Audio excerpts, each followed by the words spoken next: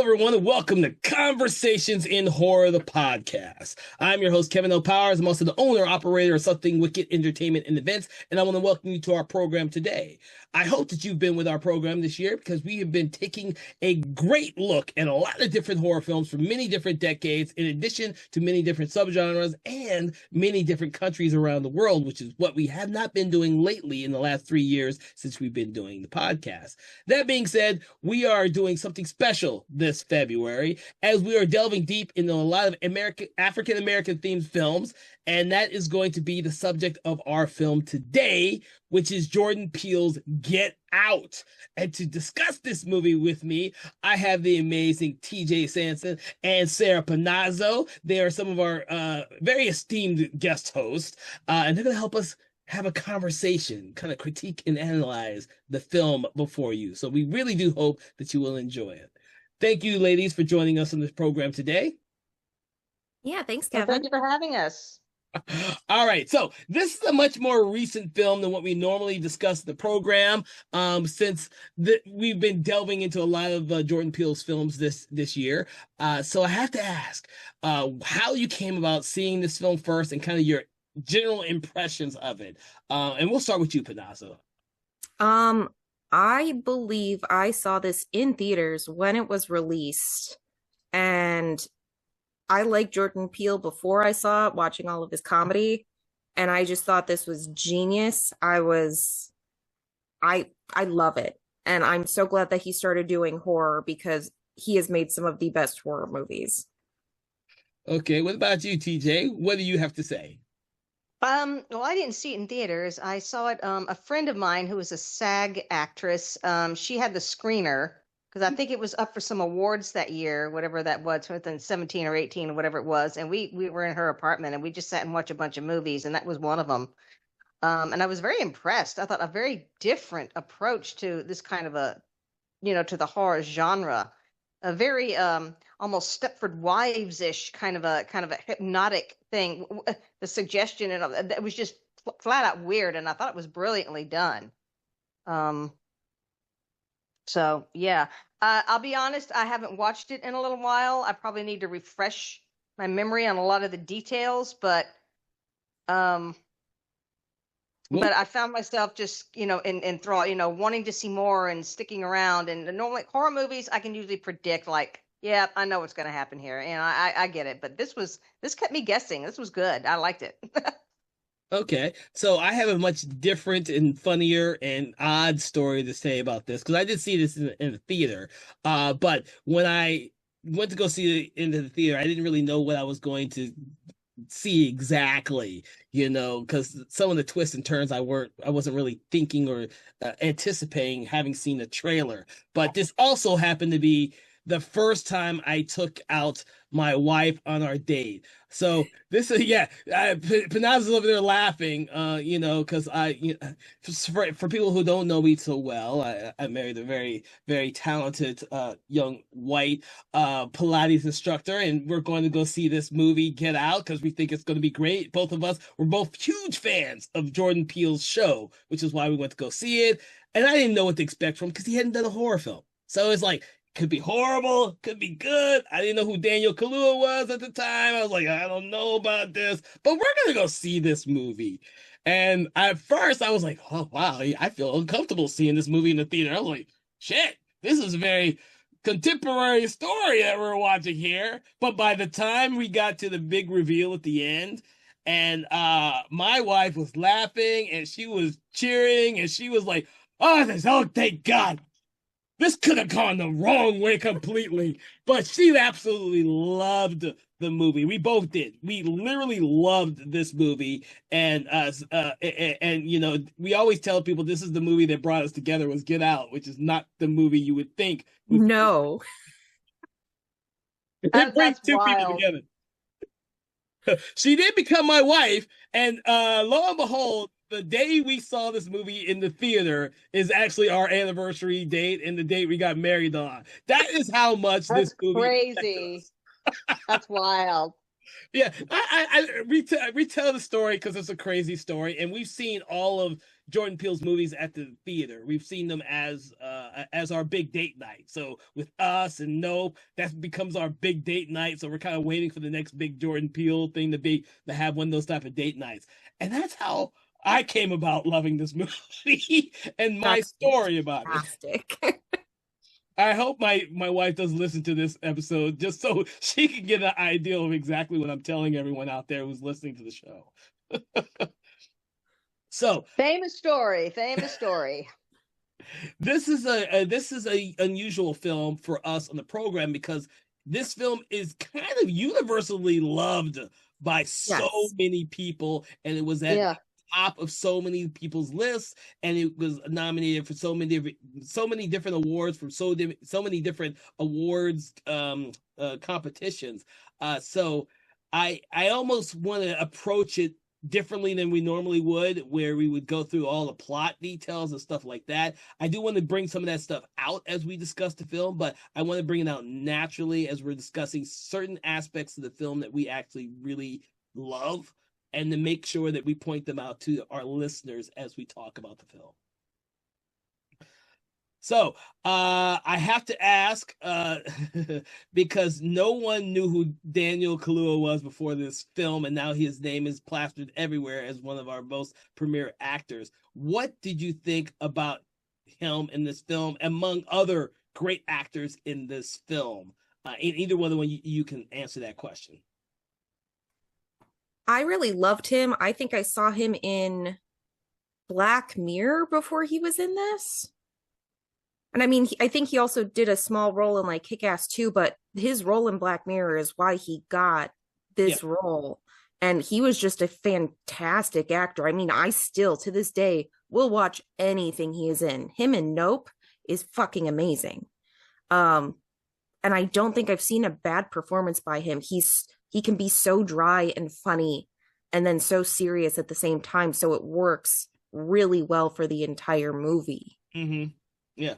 I kind of saw that in this film as well as Nope, which we discussed on an earlier program. And for everyone who's listening, please check that out if you want to know more. I absolutely love the way that, Kaluuya can bounce back between what people assume is a stoic character, but you see so much emotion in the looks in his performance. So that's why I wanted to bring it up, because I don't know what people actually think about his performance, because this is one of the first films that people saw, unlike me and you who saw him in Black Mirror.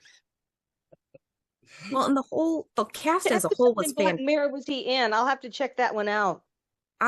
It was 1 million credits, 15 million credits, Okay. 15 million merits. Sorry. 15 million merits. Okay. What Yeah, it season? was one of the first seasons, I believe. Okay, I'll check it out. 1 million merits. Okay. And I'm sorry, what was his name again? Forgive me. I remember his face and I remember his performance, but what was his name? Daniel Kaluuya. Kaluuya. Okay. I look Yeah. him. Yeah, this is the first time I had seen him. I had not seen that Black Mirror. I'm having a rough time kind of getting into Black Mirror personally. I've watched an episode or two and I'm like, I really don't want to see it again for a while. Yeah. What was It's that the second what now? episode of Black Mirror. episode? Okay. Oh, the very second one. Okay. Cool. I will definitely check that one out. Okay. And you said he's in Nope also? Is Yeah. that Jordan Peele? Okay, forgive me. I'm not up on the most contemporary of horror films I will check. I did see Us though. Us was amazing. I loved Us. Yeah. But yeah, this was such a different treatment and not at all what you would expect. I was pleased that it kind of went, the direction that it did. Personally. But I just, like I said, I just kept getting, believe it or not, it's been about 5 years since I've seen that movie. So I might have to go back and watch it again for the details, but I can remember all of it just standing out, and I hear Jordan Peele and I'm like, ooh, what's he doing now? Yeah, and like you said earlier, like I'm also really good at guessing most plots of movies, and this one does keep you on your toes because there's like little bits here and there that they'll hint at what's going on, but you don't get a ton of anything going on. I mean, up until last like what 20 minutes of the movie. Yeah. Yeah. Uh, So it's sparsed out very deliberately. Um, yes. enough so that because this is not one of your typical horror films where you're like expecting someone to die every 10, 15 minutes. It it's a slow build, but it's one of those films that keeps you psychologically interested and engaged from beginning to end because you're there with the Chris Chris Washington's character. Chris Washington is the character that Daniel Yeah. played. And I Right. mean, And so, as the plot unfolds, he is uh discovering just these. doing rewatches of it because then you can put the little things together. uh, Sorry, Kevin. I think we crashed and spoke over each other. yeah, I think Yeah, we did. you started talking and then it just stopped. I kind of missed what you said there. Panazzo, do you want to say what you just said first? Yeah, I was saying that it helps them with rewatches just because you end up picking up a lot of those little things you didn't fully understand the first time. So you understand where a lot of these intentions are from these characters much earlier on. Yes, yeah. I find the performances in this film to be the strongest one of the strongest elements because like Kathleen Kinnear's character, Yes.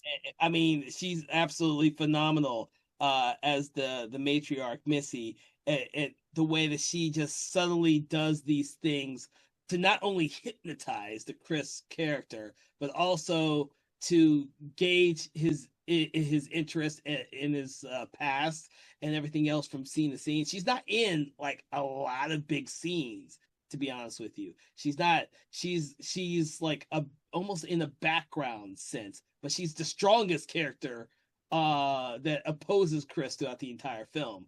And some of the stuff that she does is absolutely phenomenal. Um, I wish I could say the same thing for Bradley Whitford, but I find him hilarious as shit in this movie, Yes. where I don't normally find him hilarious. Uh, I love Bradley Whitner. He's one of my favorite actors from The West Wing and, yes, and all of that. I can watch him read the phone book. It's one of those bits. And I'd love to see him on stage one day. He's a wonderful Broadway actor too. I mean, he's done phenomenal stage work, but yeah, I loved him in this. Um, I thought his role was a little minor, but for him, you know what I'm saying? But he was still enjoyable to watch as always.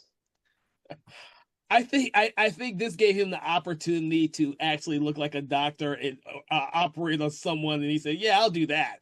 Because it's really fun to see him in that scene at the end where he's where we see the whole operating room in the house, and he's just cutting into the one guy's brain in his skull, and it seems like Oh, second nature. It's so great.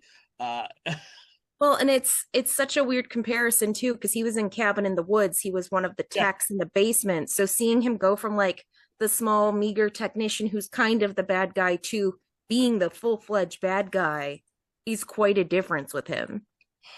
uh, for me, after I know him from West Wing and other television shows before that.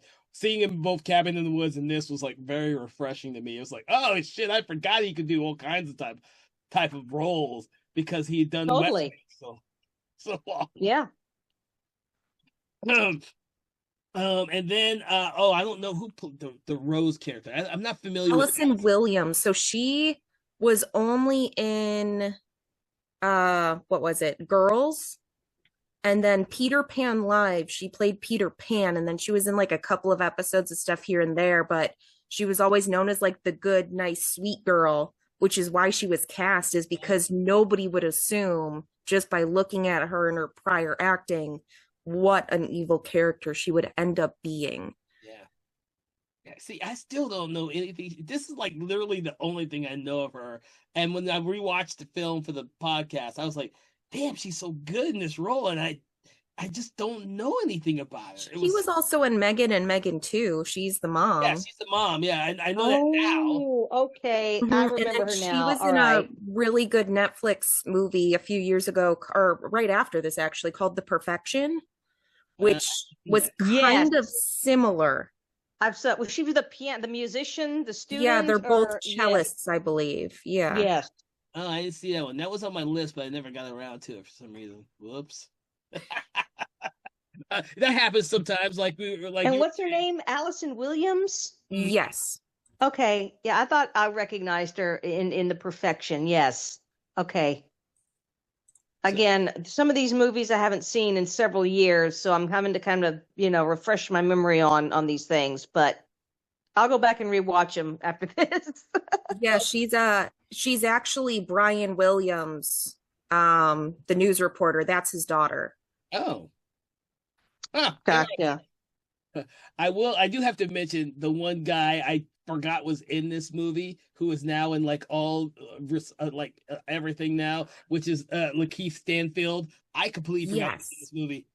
I rewatched it. I was like, oh shit, he is in this movie. Well, because they give him such a weird haircut, he becomes a Yes, completely different person.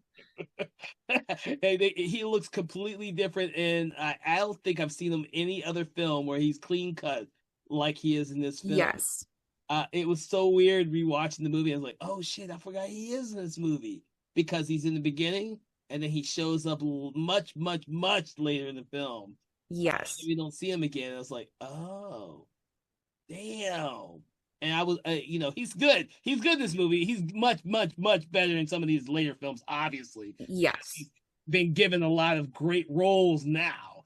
Um, but then who else have we not mentioned in terms of acting? Because I wanted to get to the actors. And The brother, oh Caleb Landry Jones, yes, who kind of appeared out of nowhere and now is like leading movies, which good for him because we recognized him back when we did The Last yeah, Exorcism. The Last Exorcism. And it's like good for you, dude. You're doing a great job. I actually looked him up before we did this podcast and didn't realize that dude is so fucking busy doing movies Yes. everywhere. I was like, Yes. wow. And there are a lot of horror movies, so I'm okay with that. I'm okay. He's been in a lot of horror movies and he's done a lot of different things. And I like the fact that Jordan Peele has crafted a movie in which all of these actors have done so much great stuff following this film. Mhm. Hmm. It's refreshing because he brought a lot of fresh faces to this horror film, and we're now seeing that they've actually all elevated their performances in subsequent films, and most of them are still doing horror films, which is Hmm. odd. It doesn't work that way normally. Normally, these actors do one single horror film, and it's usually from a first-time director, and then they go off and do bigger and better things. But all Well, these, I think that's what old horror used to be like when you saw like Kevin Bacon in the first Yes. Jason Friday movie. the Whereas now, 13th. like, you're in a horror movie, you keep going to horror movies because they are reliable. People know they're going to be fun and they're going to be some kind of spectrum of good, whether it's something like this or it's something as crazy as like Sharknado. or Megan Yeah. 2.0. Ah, Megan. I like the first one. I did not see the second one, but We have not discussed those on the program yet for everyone listening. Maybe we'll get to those one day, but we haven't gotten to them yet. Oh my god. So, moving right along with film, now we've discussed and got generalization of all the different actors and performances in the film. I'd like to get into some of the story aspects, including and getting to the fact that for the first time in a long time, a character in this film is using hypnotism as a plot device. Now, mhm. in the 60s, I think it's 70s, 80s, or 60s. I always forget my decades now. You would see hypnotism and mesmerism and all that as a plot device that now would seem hokey. I've watched rewatched some of these films, and I'm like, oh my god, it seems hokey now. But this is something that in this film seems dangerous yet intriguing and engaging for the audience. What do you guys Well, think about that? because it's not your stereotypical hypnosis like we're used to with the pocket watch swaying in front of you or the spirals or anything weird like that. Like it's as simple as rolling your spoon around a cup and saucer, which people do every single day, and you don't think about it as a weird hypnotist thing until you saw this movie. Mm, yeah. I like the fact, and this is where sound design comes into play really well in this movie. The sound design of that rotating of the suit, the teaspoon in the cup, it is in not only that scene, but very similar to other scenes in the film. It's part of the soundtrack in the film, and it's a brilliant device that you were not thinking about uh, working for one, but being so effective. And I think part of that's also because of, Catherine Kinnear's brilliant performance as Missy, which I'm surprised they didn't give her a real name and just call her Missy. Well, what else would you expect Right. a hypnotist to be named? You're absolutely right. Glinda. Glinda is a good name for a hypnotist. Okay. I love that Glinda. It's just like the Good Witch, Glinda the Good Witch, and that just begs for a name like that. You know, I don't know. I She don't know. probably could play it off as a Glinda too, to be honest with you. Yes, Yeah, totally. but So go ahead.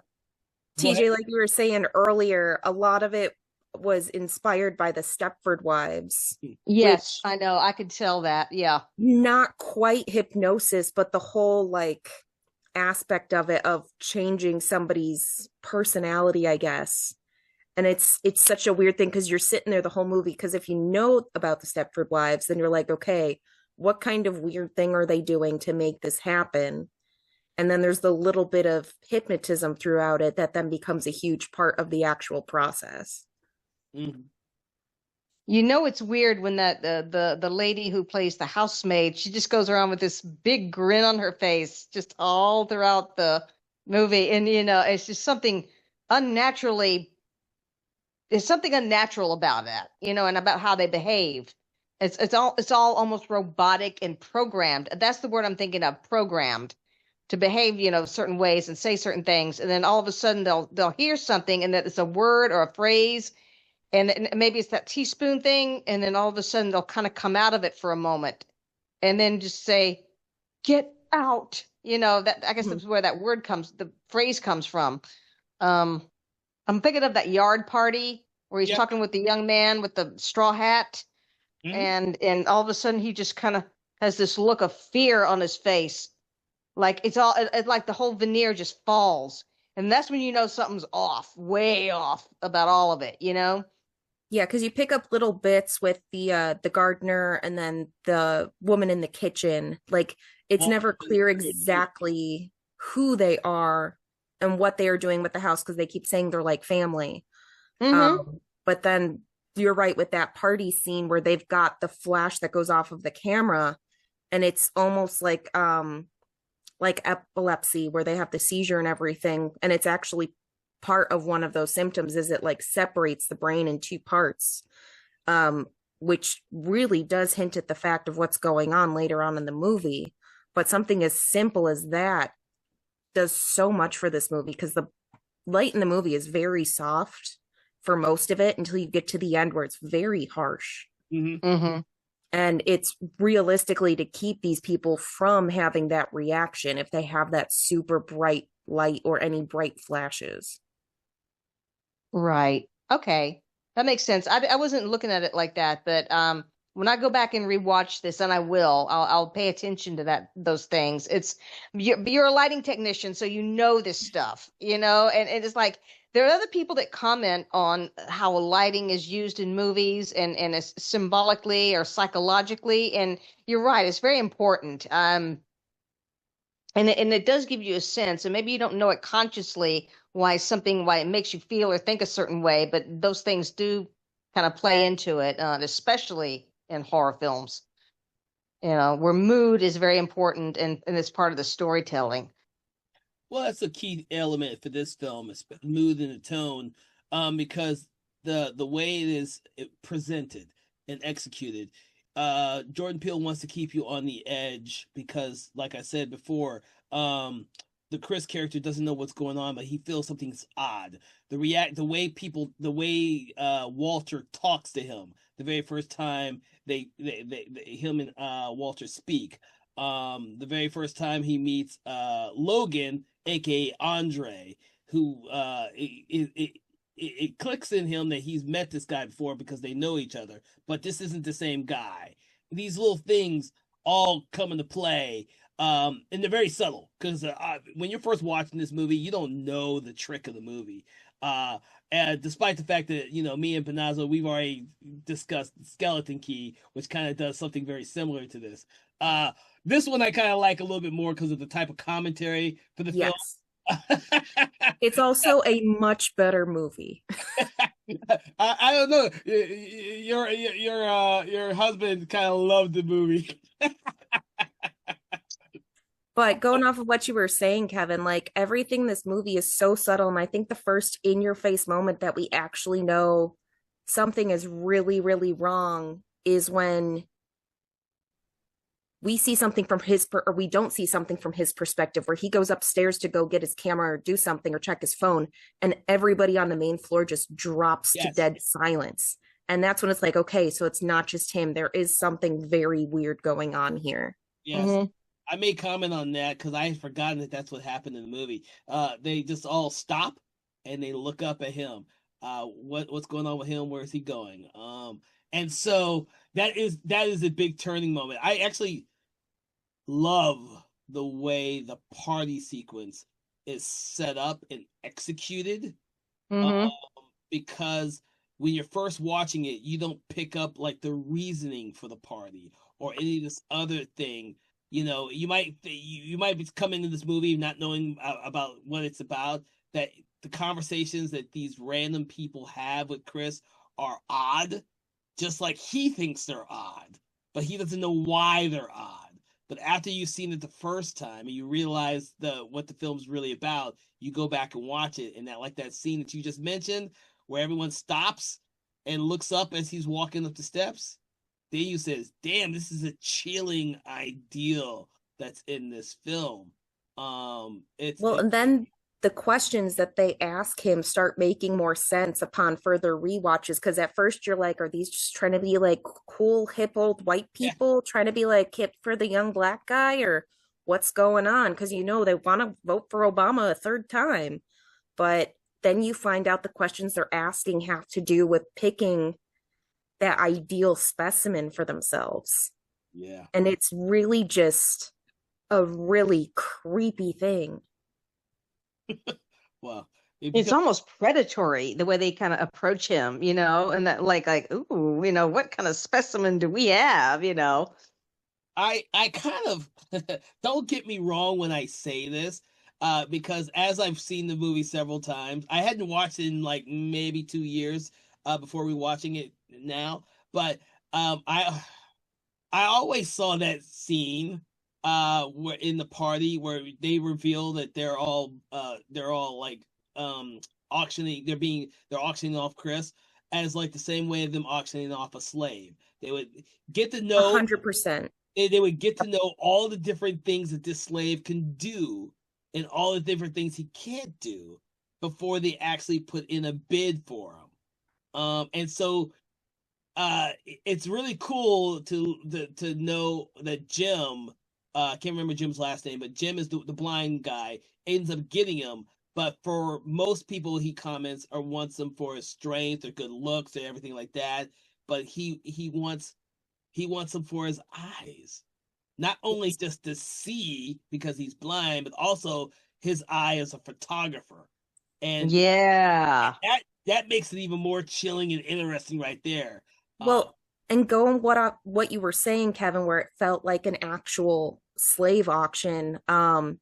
Somebody actually put online that during the slave trade, people were often referred to as does or bucks. And the first thing Yes. that happens is they hit the deer with the car, and the dad goes off on this rant about deer and wiping them out. And you know what? If they're dead on the side of the road, who cares? So that all kind of ties together. But then how the dad gets it at the end is just 100% on top of that. Dude, I did not pick up on that at all. That is such a great insight because when they hit the deer, the one thing you're seeing Chris stare at that deer Yes. for a very long time. And then the same time in the sunken room when he's down in the basement, they've got the deer mounted Yeah. on the wall, and it's the exact same thing.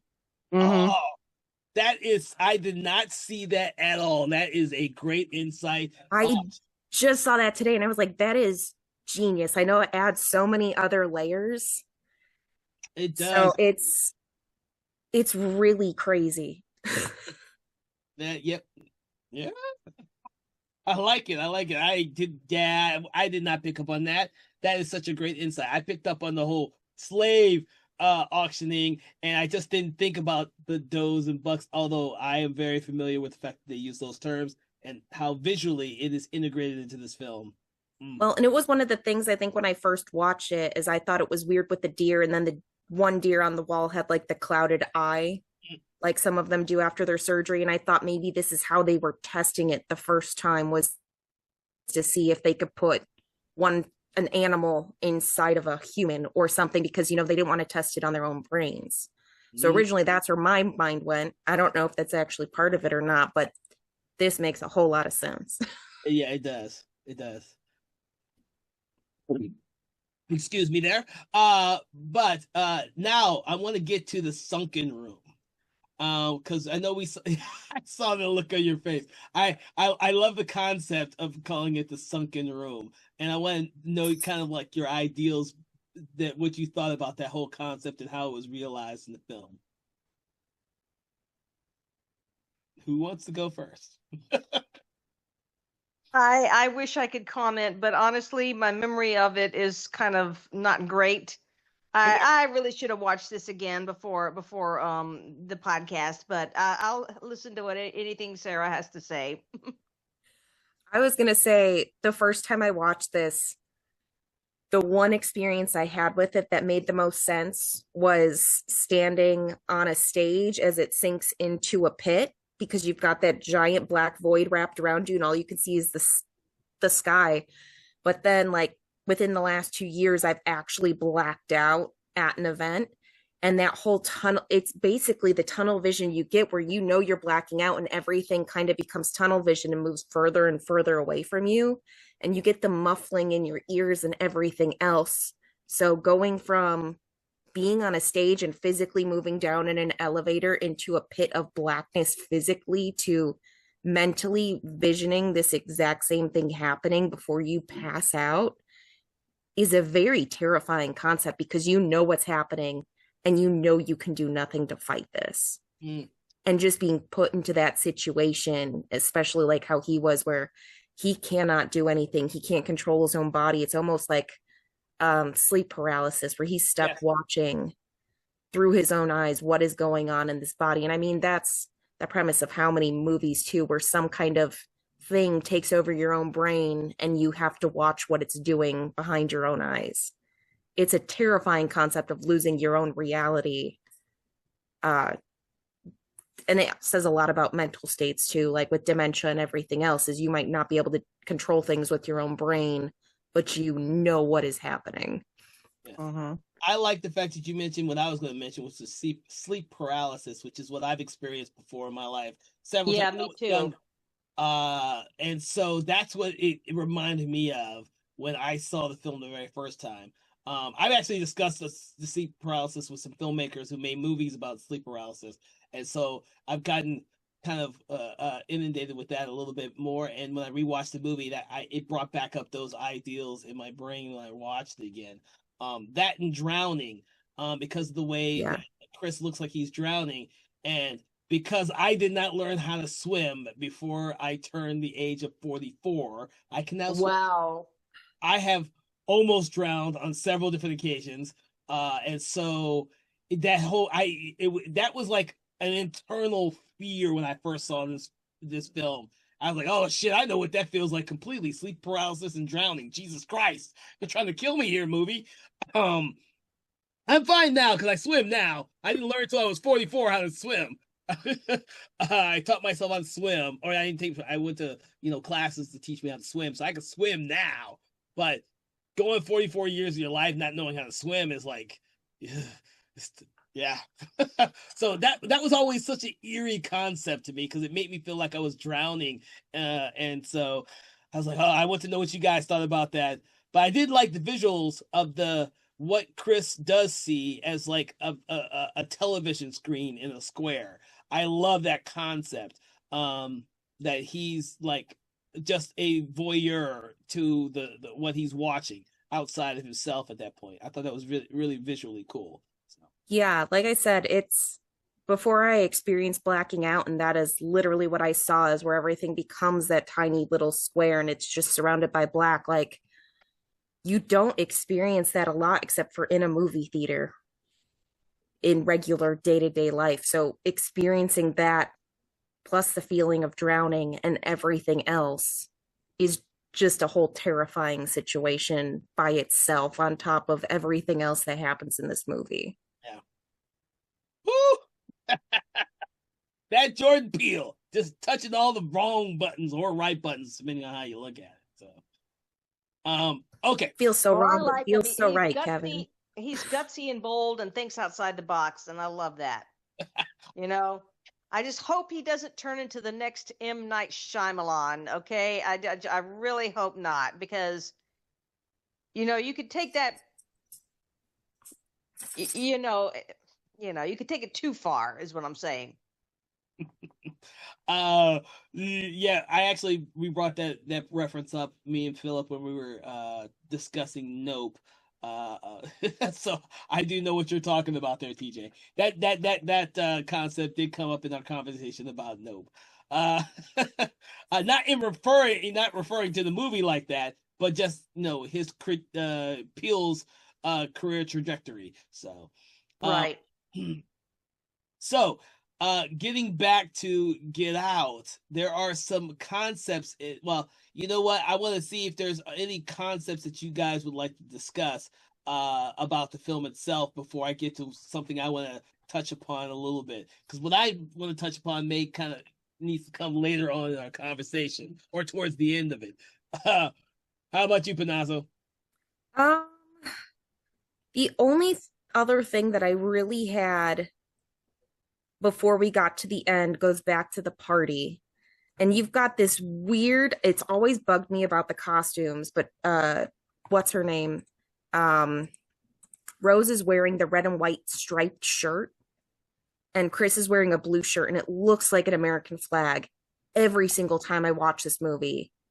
And then as it separates later into the movie, it becomes creepier and creepier how much it's like, okay, it's the 13 stripes of the red flag for the original colonies, and then the blue that we got after the slave movement. And it's just one of those things that never leaves every time I watch this movie. I never picked up on that. That's interesting. I'll have to rewatch Yeah. that. I guarantee you that was completely on purpose like that too.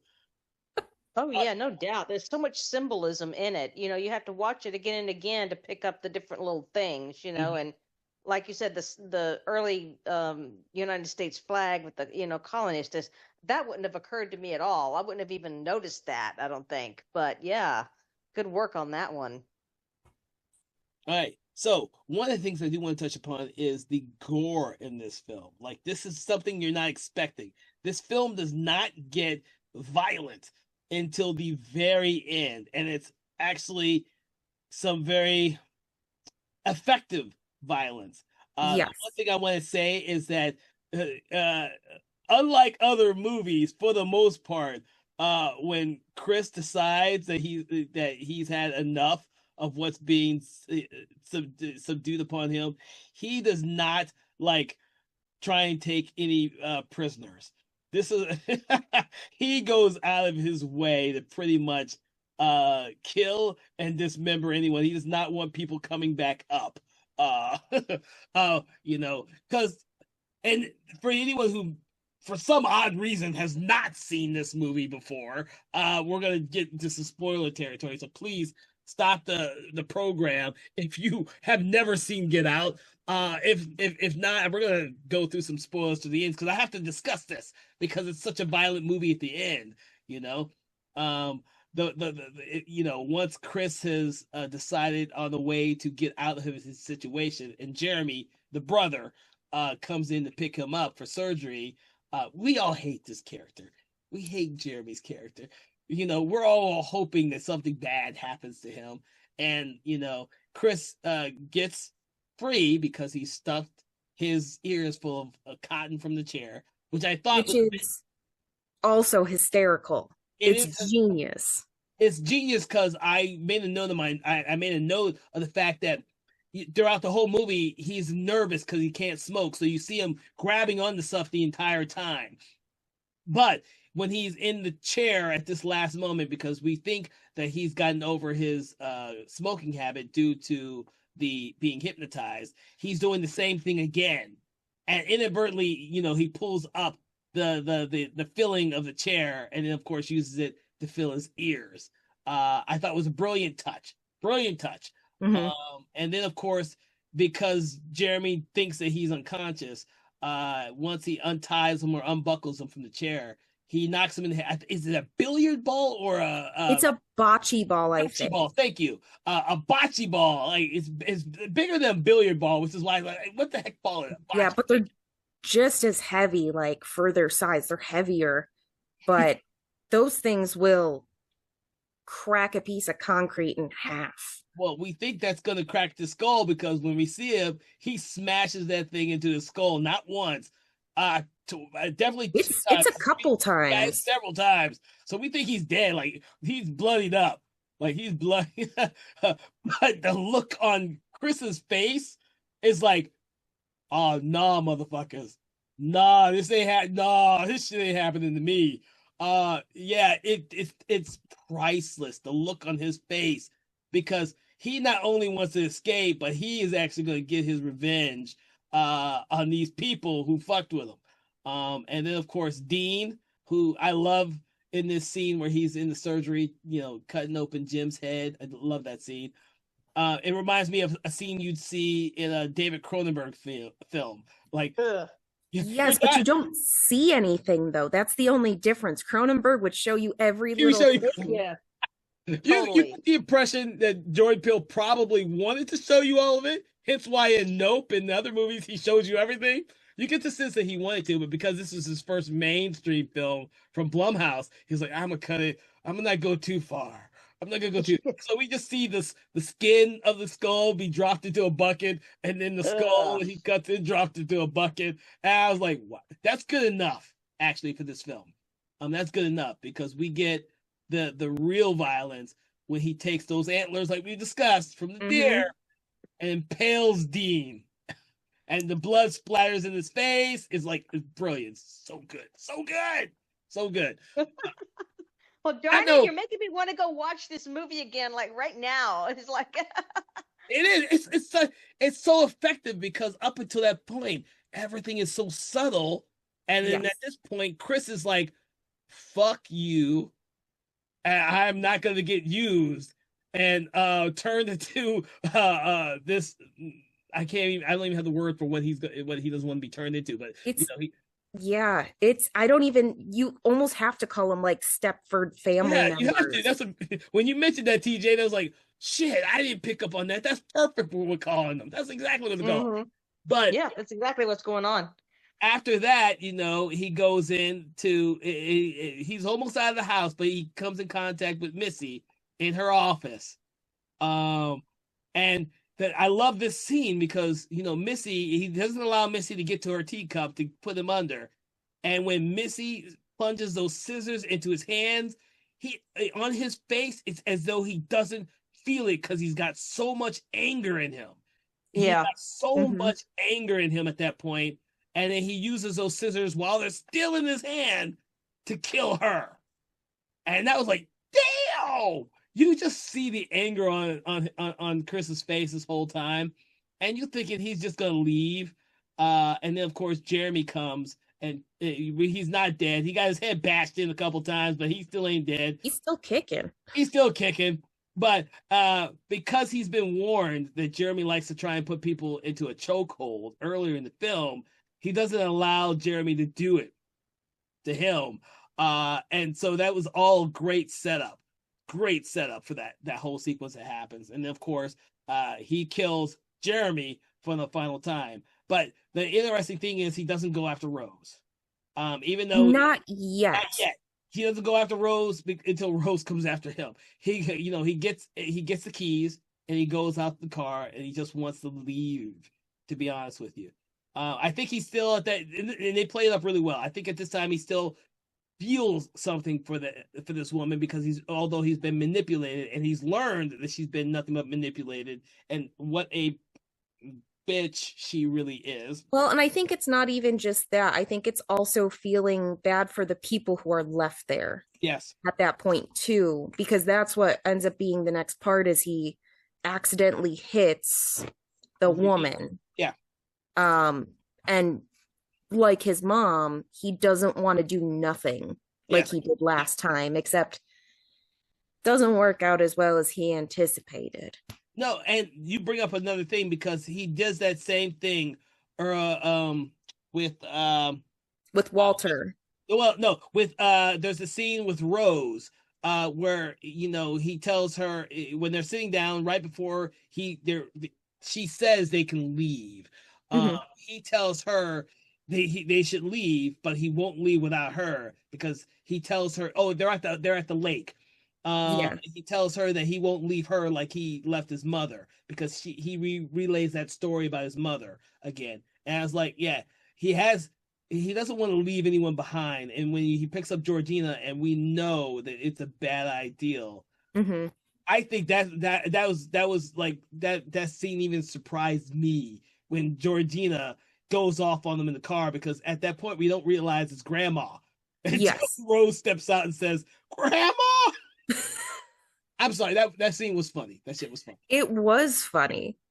It was funny until Georgina went crazy on him in the car and was like, damn.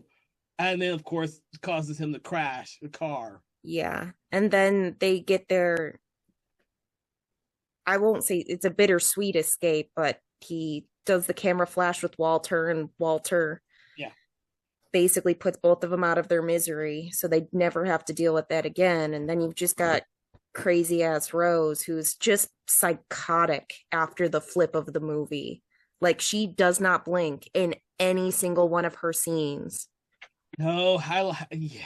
She's like, oh, but I do like this. I do want to bring up the fact that when she's lying on the road after like Chris can't kill her. Chris can't. It's like he wants to choke her to death, but he can't. He can't. And then the sirens show up, and of course Rose thinks it's the police, like the police that they met earlier today, that was African Americans and people of color to begin with. And she's thinking that she has found her salvation. And then it ends up being our boy Rod in his ATF Airlines vehicle, which is hilarious to me. His whole thing with the police station is just ridiculous. It is. Is that the one where that heavyset guy is talking and telling that outrageous story? And is that? And she's scene? like, "Hold on, let me bring in these two other detectives." Yes, that was hysterical. I was laughing my ass off. I do remember that one very well. Yeah, his whole character in the film is very interesting. Because he saves Chris at the end, but obviously he tells him, "I told you so." He is the character in the film who is supposed to be like your conscience telling you what you should do. But yes, such an outrageous character that you don't pay attention to him until it's too late. Right. Well, and then later on in the movie, Rose tries to turn it against him then too, and it's like, no, you should totally come here because I know you want me. And it's like, ladies, crazy.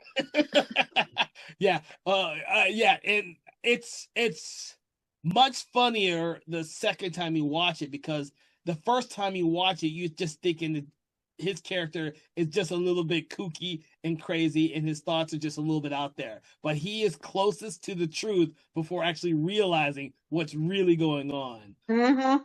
Which is so much more funny and interesting when you watch it in subsequent viewings. But the thing is, his scenes are so important because they still keep Chris anchored to the outside world that he's familiar with, when he's in a world he is completely unfamiliar with, and where people don't act the way you think they should be acting. Um, so that's why I always see Rod as his conscience. He always calls Rod when there's something that's just off to him there, but he doesn't know what or why. And Rod tells him exactly the reason why. So I always love that about the film. So, so I do have one, like maybe one final. I think I have to make sure I ask you, because rewatching the film, I thought this is the only time I ever thought it is when I rewatched the film for the podcast. I thought this was odd, and I don't. I Mhm. want to see if you ladies know why it's odd. So Oh. after you've watched the whole film and you realize how everyone is connected, I wonder why grandma and grandpa are still doing manual labor at the house. That's what I wondered too. I was Okay. like, don't I feel like they're keeping them there so they can keep an eye on them because they can't just release them into the real world, or they might have kept or caught them at too late of a time. Like grandpa might have had Alzheimer's already showing up really bad, so they know they have to keep an eye on them, and that's just the relaxing things they like to do. But at the same time, you think if this was like a one and done procedure, they want these people to go out and have their best lives, because otherwise all of these other couples who are getting the procedure done, who's going to take care of them? Yeah.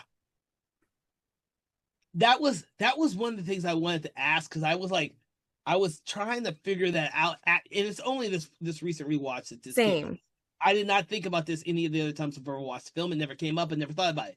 It was just this recent rewatch. I was like, so that's the only odd thing about the whole movie to me. It's like, why is grandma and grandpa still doing manual labor at the house if they don't I would really? say that maybe the fact that they are so old in their life that if they're released out in the world, what are they going to do? I mean, who do they have to go to?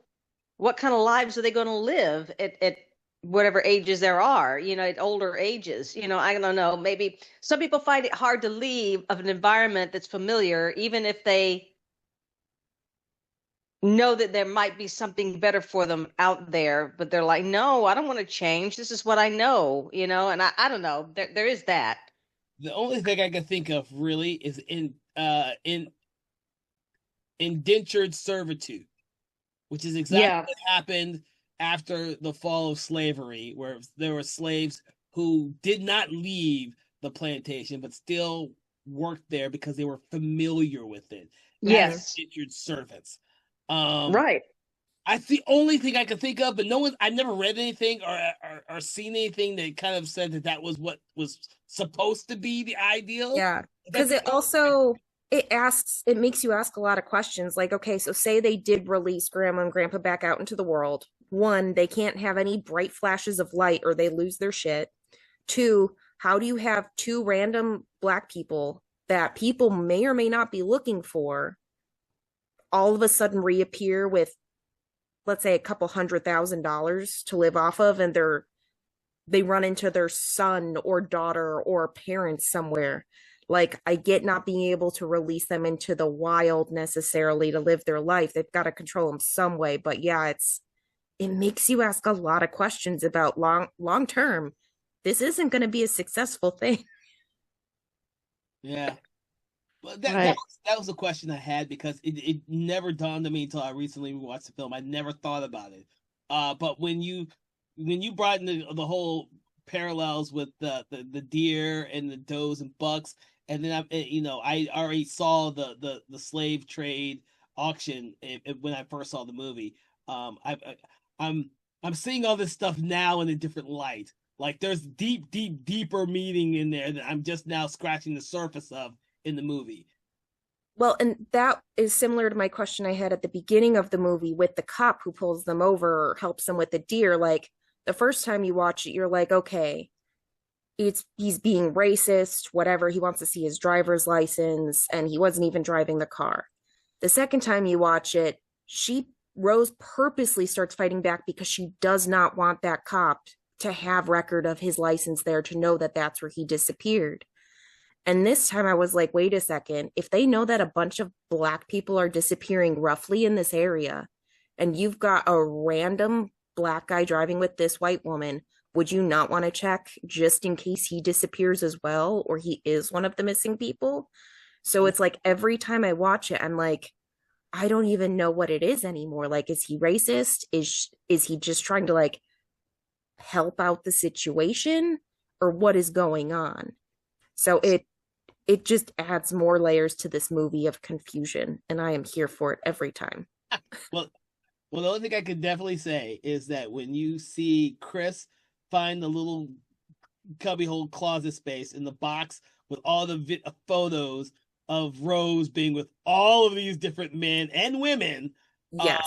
you realize that they've been doing this for a long fucking time. Now we don't Yeah. see any of these victims other than Georgina, Walter, and Andre slash Logan.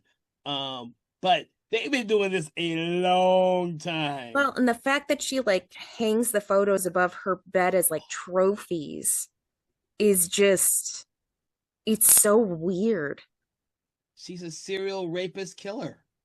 I mean, I wouldn't Yeah. say she's a rapist because they agree No, to it, but she is complicit in not even killing. I don't even know what you would call it. it's kidnapping and manipulating and literally brainwashing. Fraud. It's Yeah. fraud.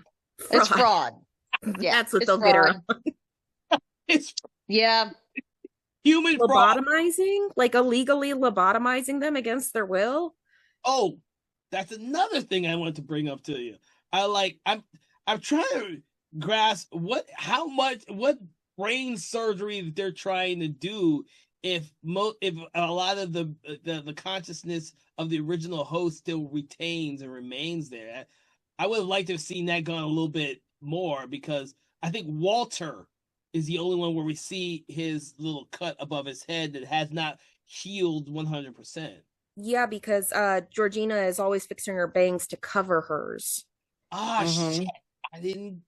I did not. Yeah, that's why she's always fixing her bangs so you can't see it. But no, I almost like it better that they don't fully explain it to you, because then the scientists in the community can be like, well, actually, that's not how it happens. If it's like Reanimator, where it's just some magical science that they somehow figure out and make it work, then great, we've got a movie. But I don't know, Kevin, you're asking for a lot.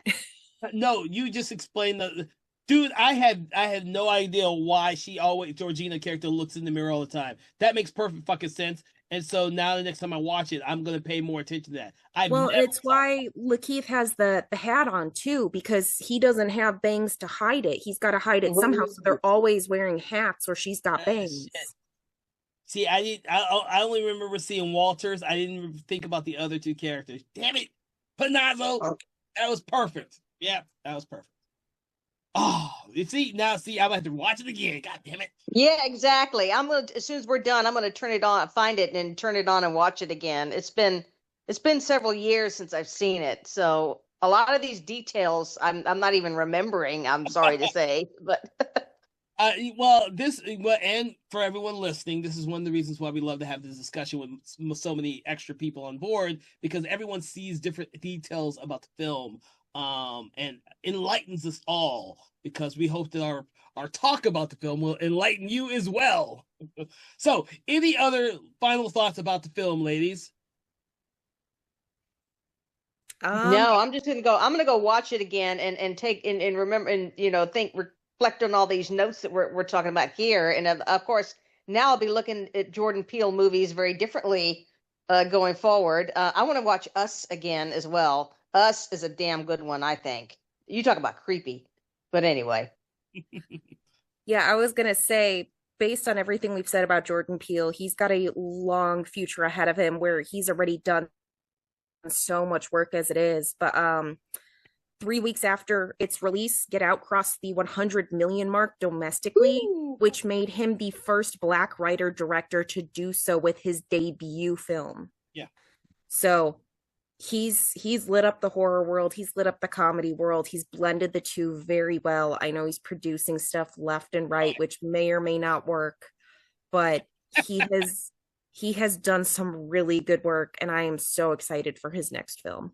Yeah, we were discussing in the Nope episode that his latest film has been kind of pushed back, and no one knows when it's going to come out or what it is. But it's been pushed around in the schedule several times. But like we said, he's producing a ton of stuff out there, and depending on your outlook, you will either enjoy or not enjoy what he's putting out. It's always Well, let's just hope his trend lasts and keeps going up this way and it doesn't crash. But you never know. When you take chances, when you're thinking outside the box and you're wanting to try something new, there's always that gamble, yeah. but I'd rather see that than just do the same type of formulaic thing over and over and over again. Oh yeah, oh yeah, oh yeah. Yeah, that's one of the big things is we're getting a lot more original work, especially through him. I know that with some of my friends who are less informed movie people, they were like, man, I'm so glad people are making like stories about race, especially with horror. Like nobody's done this before. And I'm like, my friends, you are not watching the right movies. Right. So now that it is out there and it is spreading more things such as Candyman, people are going back and rewatching some of the older films that are also very based on these same kind of themes. But they're a lot more bloody and gory and shoving it down your throat like Candyman versus this, which is very subtle throughout until the end. So I'm glad we are getting these different stories. They are very well done, especially with Jordan Peele. They are very Exactly. And it's about time Hollywood embraced it because I get so tired of they are Superman. Great learning experiences for lots of people who don't look at the subtext of a lot of these films. Well, keep in mind this film, not his subsequent films, was a Blumhouse production, which, as we know, Jason Blum has produced a lot of outlandish, crazy, and unusual films because he does them on a budget, and he allows the filmmakers to have a very, very high sense of creative control and final cuts on their films, and that's why we get what we get here. And even as extreme as our Megan franchise, I bring it back because we've already discussed it. It's also a Jason Blumhouse picture, but that's also an extreme ideal that's done very well. The first one, anyways. First one's extremely interesting ideal, and of course, Jordan Peele went off to do the reboot or remake or sequel or whatever the fuck they're calling it of Candyman. So he has this ideal of making these contemporary horror films with social commentary a part of the fabric of what he is putting out there or helping to be put out there. And we can only hope that he will continue to do this for subsequent productions and subsequent films of his own. I do know that most filmmakers, they don't want to be a one-trick pony, and they want to go out there and do all kinds of crazy stuff and make it cool. Who doesn't want to do a Transformer movie? I guarantee you, Jordan Peele gets the money to do Transformers. We'll just see a whole bunch. I don't think he would lessen himself to that. We might get like a horror version of Transformers, but I don't think he's going to go out of his way to do that. I love that he's doing like Wendell and Wild, which is like the horror for kids. Yeah. But I love what he's helping produce. Like I said, it is putting out some really great stories that we otherwise wouldn't be getting. I would love to see his take on Scooby-Doo. I really would. I would love to see what he does with Shaggy and Velma. I'll tell you two things. He's going to he's going to have the characters in Scooby-Doo say, "Get out," and "Nope," and then there you go. That's it. They're gonna be like us. Us. That's it. Yeah. See, that's exactly. See, that would end up being like a Key and Peele sketch, and I would be here for it. Yeah. We'll just get, that'd be awesome. All kinds of awesome. Oh, shit. All right, Scooby-Doo. It goes. All right, ladies, I want to thank you for joining us on Conversations in Horror. It has been a pleasure talking with you on this movie, Jordan Peele's Get Out. For everyone who's listening, what we love to do is we love to rate the movie. We rate the movie between 1 and 5, but we like to take an object or a quote or something out of the film that will help us rate our films, one being poor, five being amazing. So, where on the spectrum and what object or quote or saying do you want to place this film, Panazzo, first? I'm gonna say five bocce balls. That's a good one, actually. That's a really good one. Yeah, like I said, I love this movie. I'm glad that this was like his first major film, especially after all the comedy he's done, because there's such a thin line before comedy and horror, and Mhm. this movie showcases it perfectly. Okay. Um, but I am always going to watch whatever he ends up putting out. So whenever he releases his fourth film, I'm here for it. It's going to be Keanu 2. He's going to make a sequel to that cat movie no one bothers to watch. All right. Oh, What about you, TJ? Where on the spectrum do you place this movie, and what object or quote or something on the film do you want to use to rate the movie by? all right. I'm going to rate this a 4.5 teacup. Okay. Good one. Good one. Good one. All right. Uh, you know what? Before this podcast, I won't say the screening that I just did, but before this podcast, I would have given it a 4.5. But I'm gonna give it a 5 now because now I need to rewatch it to see all the other slave ideals and things that are in this film that will make it even better than I thought it was. And so I'm gonna give it a 5. Impaled by deers, antlers. Oh, Lord. Yeah. Yeah, I do a lot of gory ones, y'all. If you haven't noticed, I love that. I love to do stuff like that because why not? Why not? Have fun with it. So, all right, I want to thank you all for joining us on Conversations of Horror. We hope that you have enjoyed talking about or listening to us talk about the film Jordan Peele's Get Out. Please make sure to check out our other episodes on his films, both Us and Nope. Because there are great conversations in which we delve into his films. Unfortunately, we'll have to wait until he does another great film to comment on that. But please make sure to like, follow, share, subscribe. Do that thing you do with your favorite podcast on your favorite podcast app, Spotify, or YouTube. And make sure to check out our sister podcast, Conversations in Hammer Studio Horrors, which delves deep into the amazing oeuvre of Hammer Studio films, mostly from the 60s, 70s, and 80s. From all of us here at Something Wicked Entertainment, please have a great day and stay away from those crazy groups of people who want to steal your body and take it over like the Stepwives. Totally. Totally. Conversations in Horror is a Broken Lighthouse Pictures production, written, produced, and directed by Kevin L. Powers, executive producer Kelly A. Inoka. All contents and material from this episode of Conversations in Horror is copyright 2025 Broken Lighthouse Pictures.